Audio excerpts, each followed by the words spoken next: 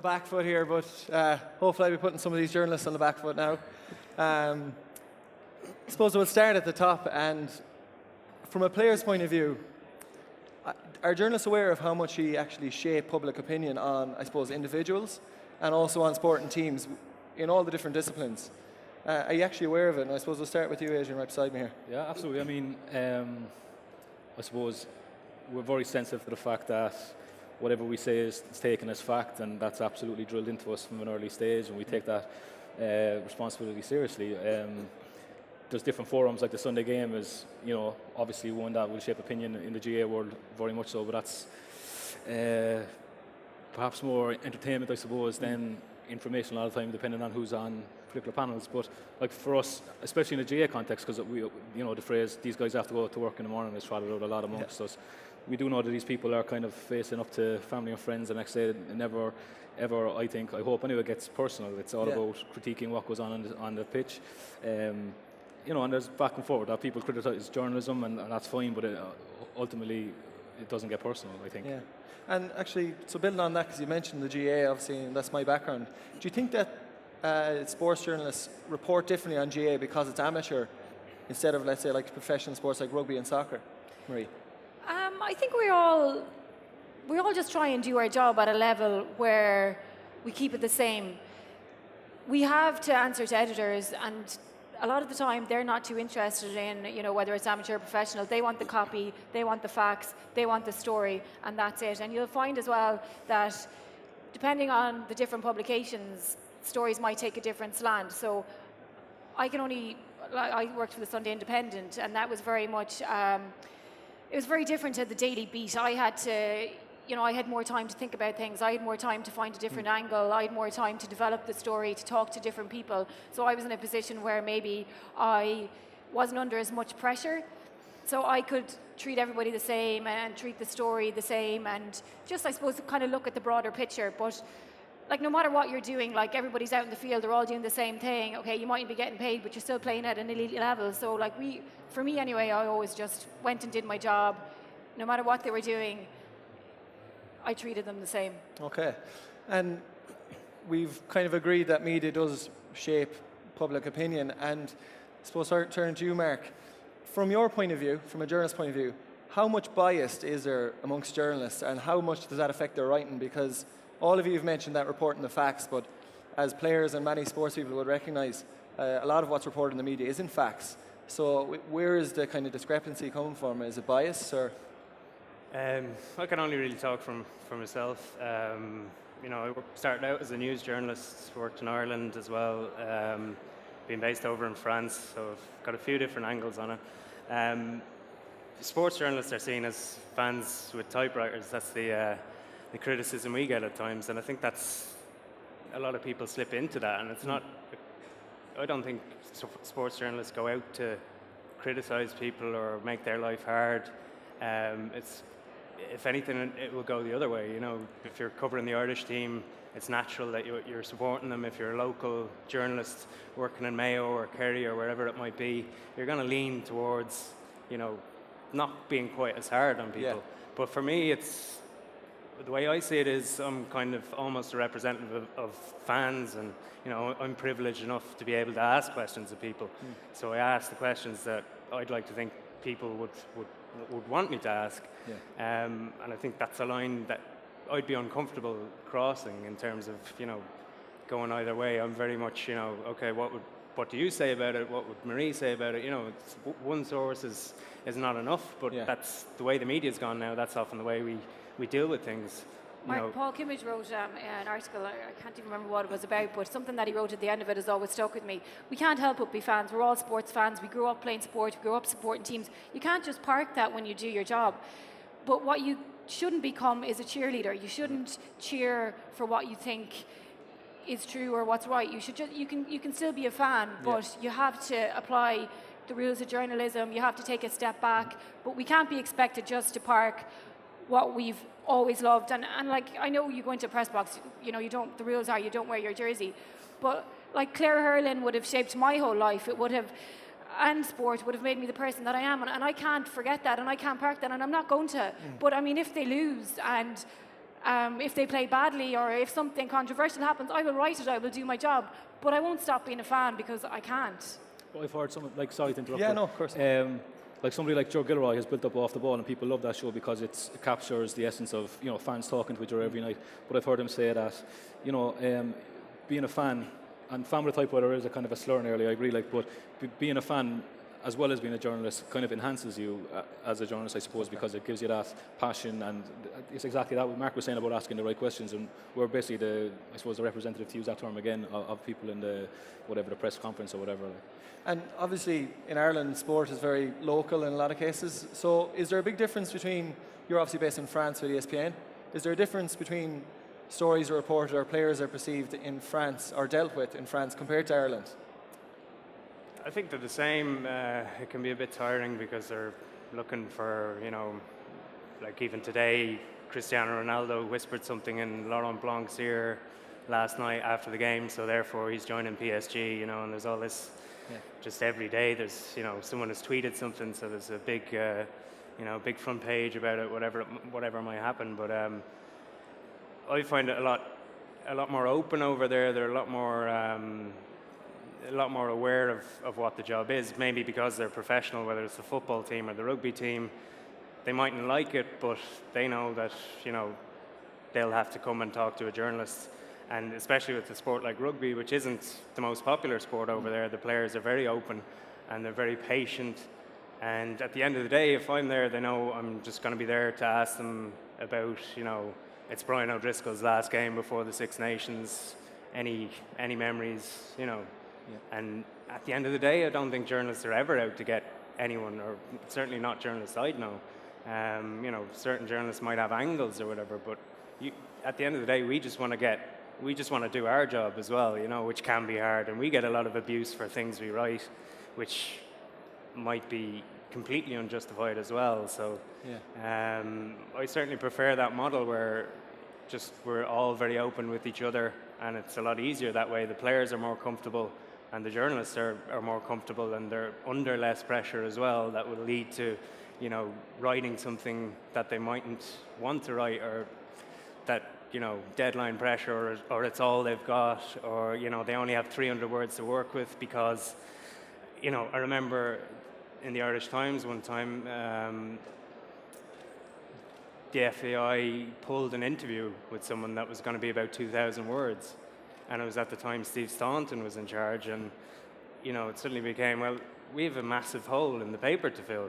You know, there's the Ireland game coming up. It's going really badly for the team, you know. So instead of being a player putting his side across, you know, explaining some of the issues, then it became a focus on what was wrong with the Irish team, what was wrong with the FAI. And, you know, if they're not talking to us, it becomes one-sided then, and it's not necessarily a journalist's fault.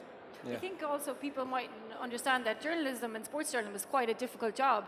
If you have to go to a hurling match and file a match report of 800 or 900 words the minute that final whistle blows, plus all the scores, plus all the subs, you don't have time to, you know, be out to get someone or to be biased. You just have to get the job done, or you're going to, you know, get a phone call saying, where the hell is the copy? You really are just trying to get it done.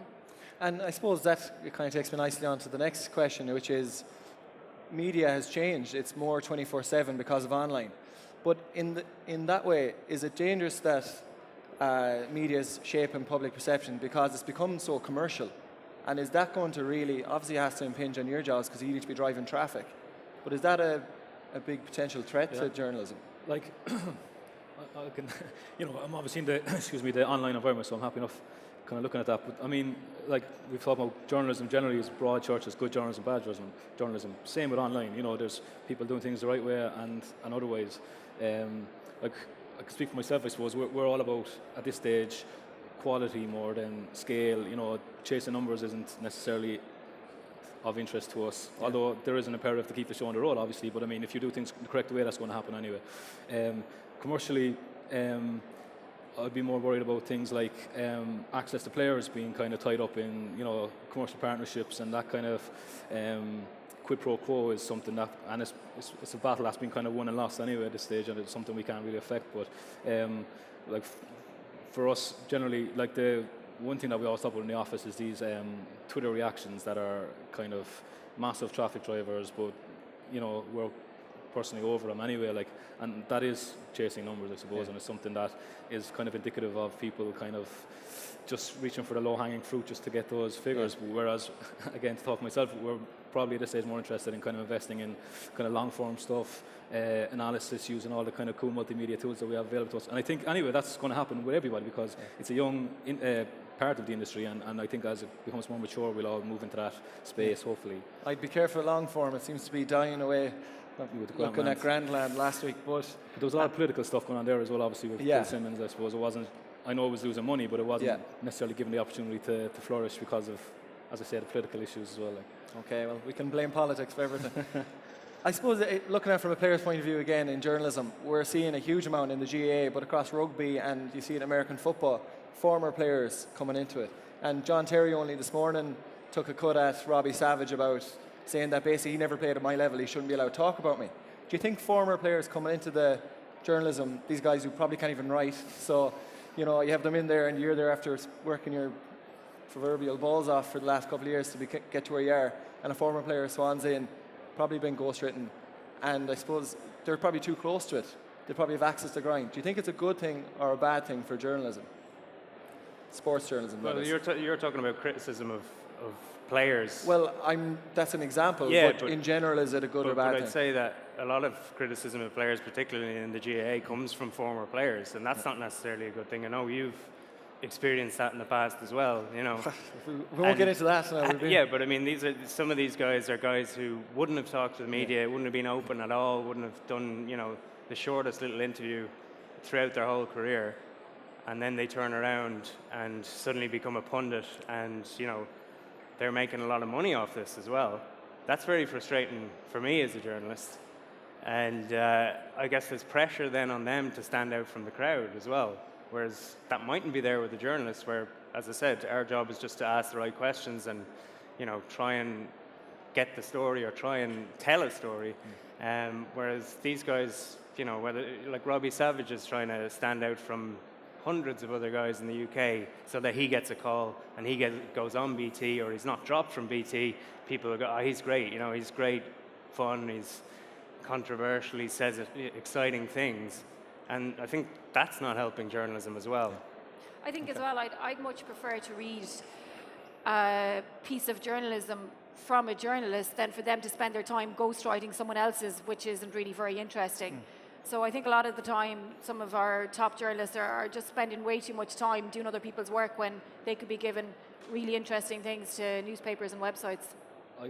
As an editor, though, I have to say it does. If you're looking at the blend of, your offering, whatever that is like every day, having somebody, in our instance, I suppose, John Gardner or Brendan Cummins, they've all earned medals in the back pocket. They bring an expertise that we don't necessarily have, and I think. I actually love reading those little stories. If Tipper playing Cork or something the weekend and Gardner recalls something, I love that. I'd agree the resources are, money is one thing. I mean, it's expensive, but if you can do it and it's not particularly heavy on production as well, then I think it does add to your kind of offering. Okay. And I'm sorry to interrupt again, but I mean, not to be controversial for controversy's sake. If they do add an insight, as long as they're honest, exactly. They're honest and they want to do it, and they're giving us some insight, but not just doing it, as you said, to pick up the paycheck at the end of the week. If they're offering something and it's good, then. Yeah, there's not many people doing that at the moment, unfortunately, from a former player's point of view. Wait till you get your column, Rob. Yeah, she's like, I'll never be able to write one now after this. We're obviously getting near the end, but I do think it's a big issue, and it's been in the media recently, which is the whole idea of sexism in sport. But it must be, I suppose, looking at the numbers of ladies who are actually, or women who are actually writing on sport, it must be much harder for a female to rise to the top in it. And obviously, speaking to you on this, you obviously have first-hand experience of it. But why is there so little? And it's actually reflecting how little female sport is actually put out there. I came in as the first employee in the score as we were then when I was 42. So I've kind of, with other people, built a team around me, and have to say I've been, I think anyway, relatively proactive in trying to get a blend in backgrounds, and genders obviously is the main one. And I just have found it massively difficult to find particularly young female journalists coming out of college who are interested in getting into our industry. So I think I personally need to be even more proactive and try and maybe encourage that. And but the result is, as you're right, it does reflect absolutely what we put out there. I mean, you can see it in. But the onus shouldn't be on the female sports journalists to cover female sports. And sometimes I find that, when I was starting out, people would say to me, "Oh, there's a great niche there. You could go and just cover female sports, and wouldn't it be great?" And I said, "No, I want to be, like Vincent Hogan, or I want to be like Eamon Sweeney. Why would I just go and do that?" So it should be, everybody should be covering interesting stories and interesting sports, and it doesn't have to be, you shouldn't just cover because, okay, it doesn't get coverage, but it should be a case of when it's interesting, cover it. But again, like it is, we all work for commercial organisations where, if we don't sell papers or if you don't get people looking at it, then we're not going to get paid. So everybody has to be mindful of that too. But what I kind of meant is, rather than bring young female journalists in or female journalists in and, ghettoise them and you do camogie, for the summer, whatever. Rather bring them in, and I think it would change the culture, and the language you use. It would just be a healthier environment to work in, and I think that output would be represented. The more females that you have going to press conferences, it doesn't become a big deal anymore. It's like you're going in, you're interviewing people after games, and not just the usual things that females do, but actually getting down to to do an analysis, to write in common pieces, not just the jobs that females usually get to do in sports. So the more that they are around, then the more normal it becomes. We had Lynn Cantwell doing a Rugby World Cup, it's case in point, column for the for the tournament, obviously, and I know TV3 had someone as well on, and there was some pushback. The people kind of were like, Fiona Stevens on TV3. That's what it was. Yeah. So when it becomes normal, that would be great. We have to change the culture of sport. I don't think it's sports journalism necessarily. When you have Sepp Blatter saying idiotic things. A French second division coach last week gave out about a female referee saying, was she doing figure skating before? When you have a woman coming into a man's sport, it's always going to be difficult. This is our job. This is serious. I think we all have a responsibility to change, and the people involved in sport as well. Because, like you say, you'd have a problem with people that haven't played the sport before. And I'm sure a lot of guys are going to go, "Oh, well, what does she know?" as well, even more so. And that's even harder for a woman then. Okay, well, I suppose a good way to finish up will be from looking at it from a player's point of view, I suppose. I did a small focus group to kind of see what the general kind of feeling is. If you were a sports person sitting in front of journalists, what would you ask them? And actually, I got a good bit of feedback, and it's not all just from the Mayo team, it's across the board. And I suppose it's quite well put. What gives them the confidence to criticise an individual or group when they don't actually have first-hand experience of the area they are criticising? And it is a very common thing that players say. You wake up after an All-Ireland final or an All-Ireland semi-final, you mightn't have performed individually, and you get slated by, now often it's former players, but regularly enough it's journalists. What would you think about that from a player's point of view? I can understand that because I covered rugby. I never played rugby. I covered a lot of rugby over in France, and I was always conscious of the fact that it's not up to me. I'm not going to be able to explain what's going on inside a scrum. So I was very conscious of leaving that to the player. But that was made possible by the access we had as well. So I was able to ask, Pascal Papé or whoever it might be, Mathieu Bastereau, about whatever happened in the game. And therefore, I was able to construct an article around it without having to, give my opinion, which I sometimes find uncomfortable. Have you any opinion on it? Do you understand the plight of the player? I think sometimes, journalists are good communicators, and sometimes certain people are good at certain things. Look at Alex Ferguson, how good a footballer was he? He's a brilliant manager. So just because they mightn't have been the best footballer doesn't mean you're able to, you're not able to communicate what you see. Now, I know from a criticism point of view, it's probably difficult, but I mean, players need a stick to beat the journalists with, and that's probably their easiest one. Have you had to I say agree, what the 42 that nails it, I suppose. I mean, the flip side of that is just having a paper full of former players or a website. So, the players are happy enough to criticise, lazy journalism, bad journalism. We all know we can see and communicate that. I think it's fair enough. Great. Well, I suppose that's the end of our part today, but thanks very much. It's great to have this opportunity. It's much harder than it looks, and I appreciate your attention today as well. Thank you. Rob. Thank you.